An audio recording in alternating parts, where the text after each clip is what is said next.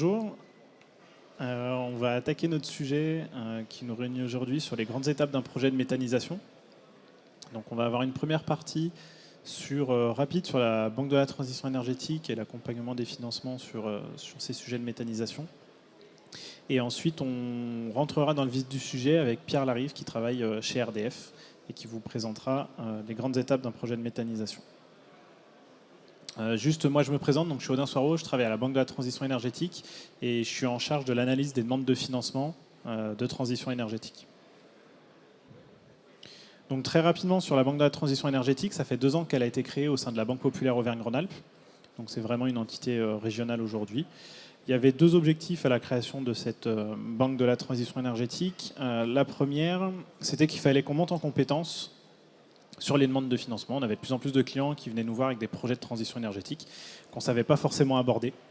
Voilà, c'est des sujets qui sont particuliers, qui demandent une expertise particulière, qui ne se regardent pas de la même manière que l'achat d'un tracteur. Les durées de financement sont beaucoup plus longues que l'achat d'un tracteur, donc il faut des compétences particulières. Et donc on a été formé spécifiquement au sein de la Banque de la transition énergétique pour pouvoir analyser sereinement ces dossiers et pouvoir répondre aux demandes de nos clients. Le deuxième volet, c'était de pouvoir offrir la possibilité à nos clients d'avoir une épargne verte et traçable et d'être acteur de la transition énergétique par son épargne. On avait de plus en plus de clients qui venaient nous voir et qui nous demandaient vous, en tant que banquier, qu'est-ce que vous faites de l'argent que j'ai placé chez vous? Et notamment, est-ce que vous financez la transition énergétique? Nos systèmes d'information étant faits de telle façon qu'on n'avait pas capacité de dire à nos clients on a financé tant de parts de transition énergétique, tant sur des énergies fossiles, tant sur de la création d'activités, tant sur... Voilà.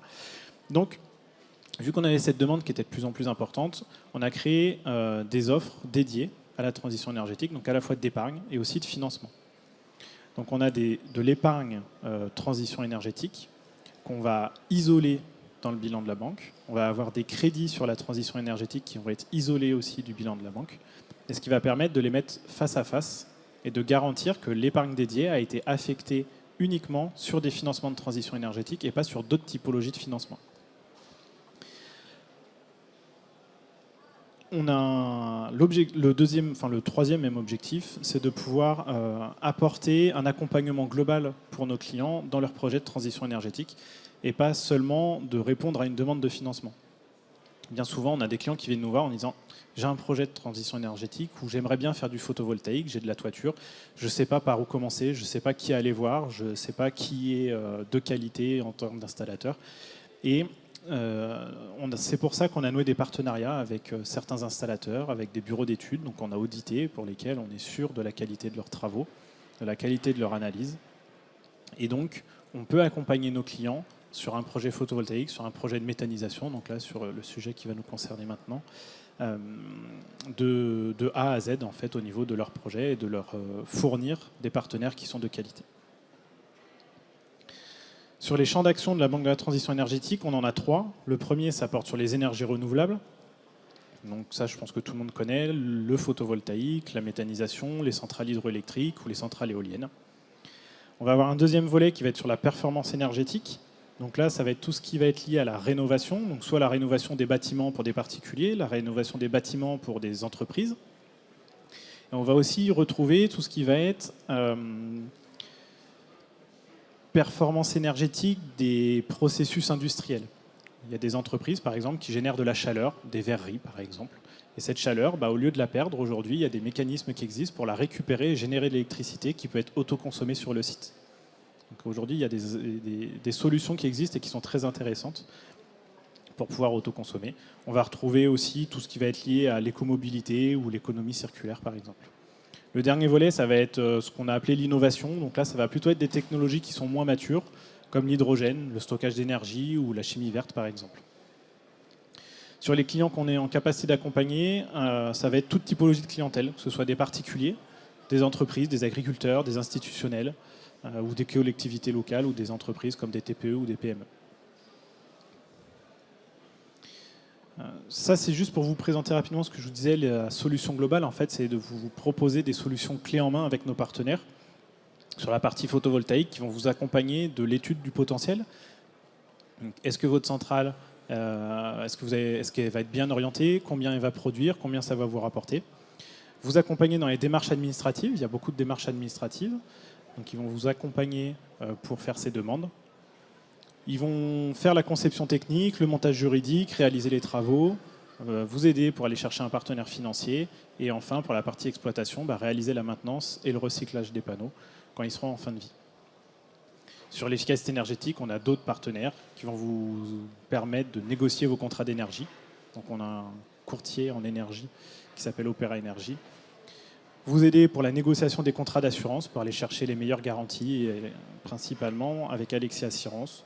On a des bureaux d'études aussi qui vont vous accompagner dans la rénovation énergétique de vos bâtiments, qui vont vous montrer quels travaux vous pouvez réaliser, quelles économies d'énergie vous allez réaliser grâce à ces travaux. Et enfin, on a d'autres partenaires sur la rénovation énergétique, par exemple pour les particuliers, qui vont vous accompagner et vous proposer une offre globale de rénovation. J'en ai fini sur la Banque de la Transition énergétique. Je reparlerai un petit peu des financements un petit peu plus tard sur la partie méthanisation. Et je vais laisser la parole à Pierre. Merci Audin. Donc Pierre Larive, je travaille à GRDF et je m'occupe de développement de projets de méthanisation sur la Savoie, la Haute-Savoie et l'Isère. Donc merci à la Banque de la Transition énergétique de nous avoir invités pour cette conférence. L'idée étant de vous présenter les grandes étapes d'un projet de méthanisation. Du coup, avant de parler des grandes étapes d'un projet de méthanisation, j'aime bien aborder avec ce slide-là sur les clés de la réussite d'un projet de méthanisation. Alors, il y a plusieurs clés fondamentales à respecter. La première chose, c'est trouver un site d'implantation convenable, notamment un site d'implantation qui prend en compte les problématiques d'acceptabilité, puisque dans le domaine des énergies renouvelables, on a souvent des difficultés liées aux problèmes d'acceptabilité. Donc il faut tenir compte de ça dans le choix du foncier, tenir compte aussi du fait que le foncier soit à proximité des ressources organiques mobilisables. La méthanisation, c'est faire méthaniser de la matière organique, ça peut être des biodéchets, ça peut être des cultures intermédiaires, ça peut être des fumiers, des lisiers. Il faut bien sûr avoir la ressource à proximité et surtout sécuriser cette ressource dans la durée. Ensuite, l'autre élément clé, c'est le débouché pour le digestat. Bien sûr, une fois qu'on fait de la méthanisation, on récupère un digestat qui est utilisé comme engrais organique et il faut avoir une capacité de retour au sol suffisante avec des surfaces d'épandage suffisantes. Ça, c'est aussi un élément à prendre en compte. Et tout ça à proximité du site de méthanisation, parce que si c'est pour transporter la matière organique sur des kilomètres et le digestat après sur des kilomètres, ça n'a pas de sens et ça vient, au-delà d'être néfaste d'un point de vue environnemental, ça devient gréver le bilan du projet puisqu'on fait augmenter le coût des OPEX. Ensuite, il faut s'assurer qu'on ait un débouché pour le biogaz produit. Le biogaz produit, je rappelle, quand on fait de la méthanisation, il y a deux grandes options possibles. La première option, c'est ce biogaz le brûler dans un moteur de cogénération pour faire de l'électricité. La deuxième option, ce biogaz, c'est de l'épurer pour l'injecter dans le réseau de gaz.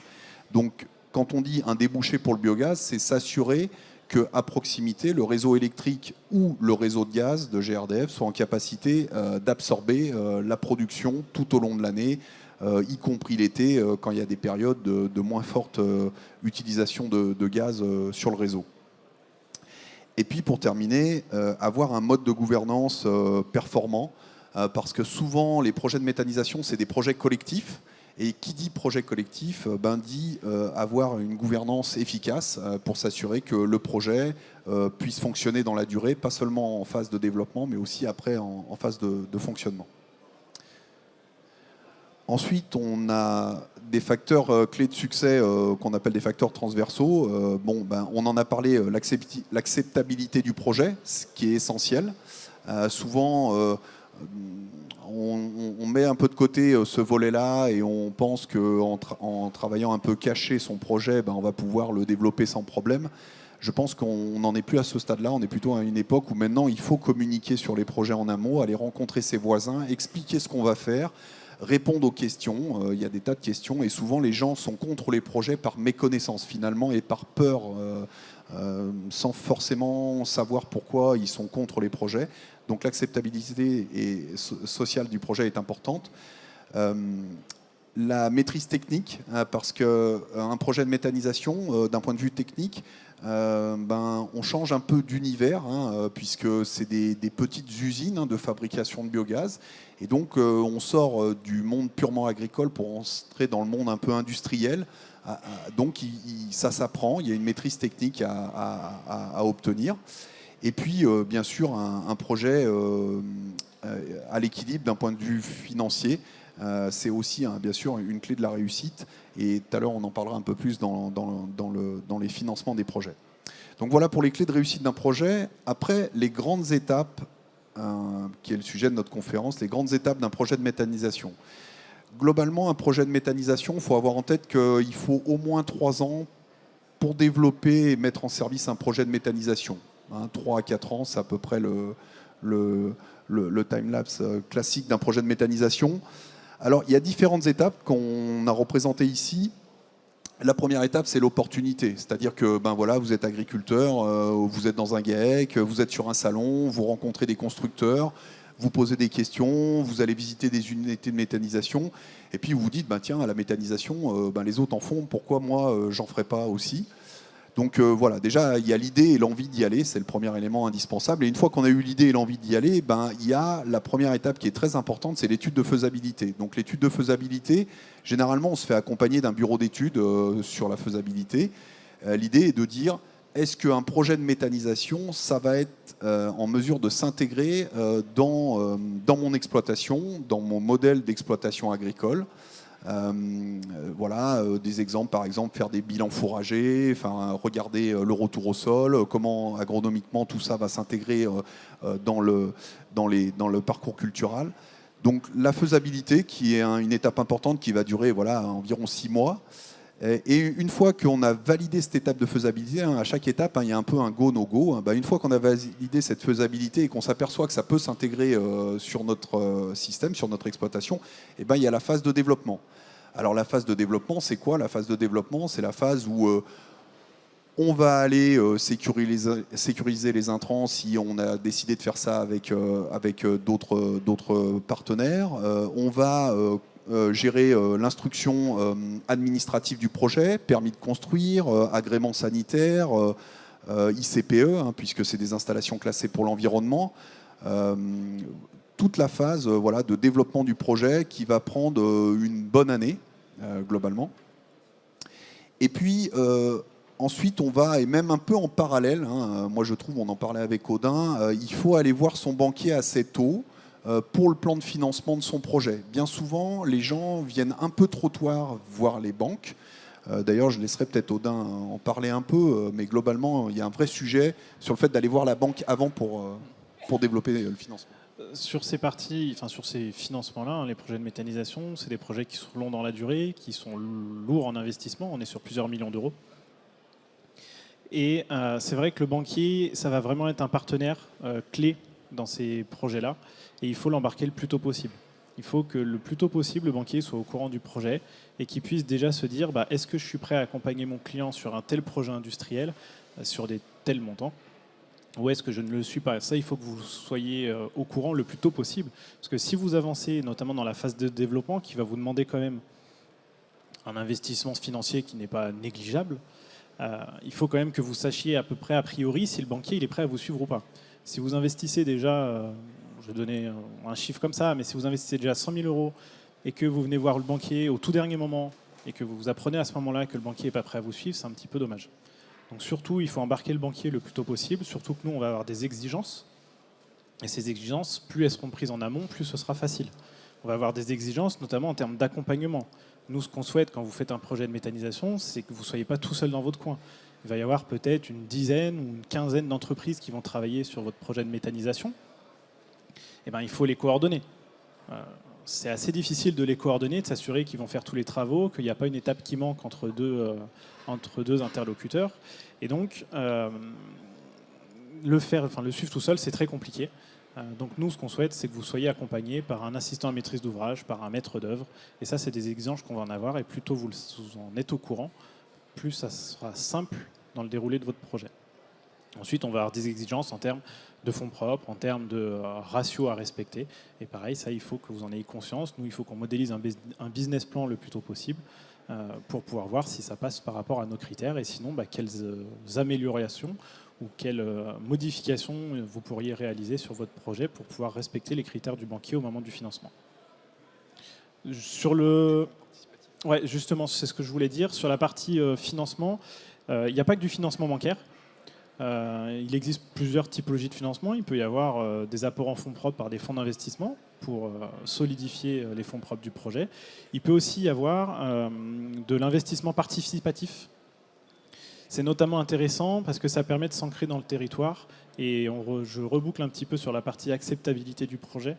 Le fait que les citoyens du secteur puissent participer au financement de votre projet de méthanisation, ça permet de les impliquer aussi et de lever beaucoup de problématiques et d'acceptabilité liées à votre projet.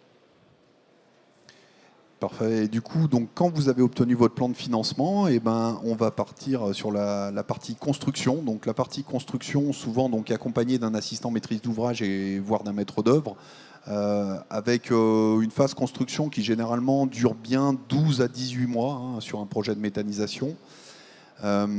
Et pour finir, sur la phase fonctionnement, mise en fonctionnement, qui est finalement que le début de l'histoire. Souvent, faut avoir ça en tête. Voilà. Et le démarrage de l'installation, c'est un moment très important. Un élément à avoir en tête aussi sur la méthanisation qui souvent est négligé, c'est le temps passé après en termes d'emploi sur la méthanisation. Souvent, les gens raccourcissent un peu les choses en disant une méthanisation, tu lui donnes à manger le matin et puis après, tu t'en occupes pas le reste de la journée. C'est pas tout à fait ça. Il faut quand même prendre en compte ça. Donc voilà, au total, toutes ces étapes, il faut considérer à peu près 3 ans pour sortir un projet de méthanisation. On vous a mis derrière un slide avec un peu plus de détails des différentes étapes, mais globalement, ça reprend ce qu'on a dit juste avant. Voilà. Est-ce qu'il y a des questions ?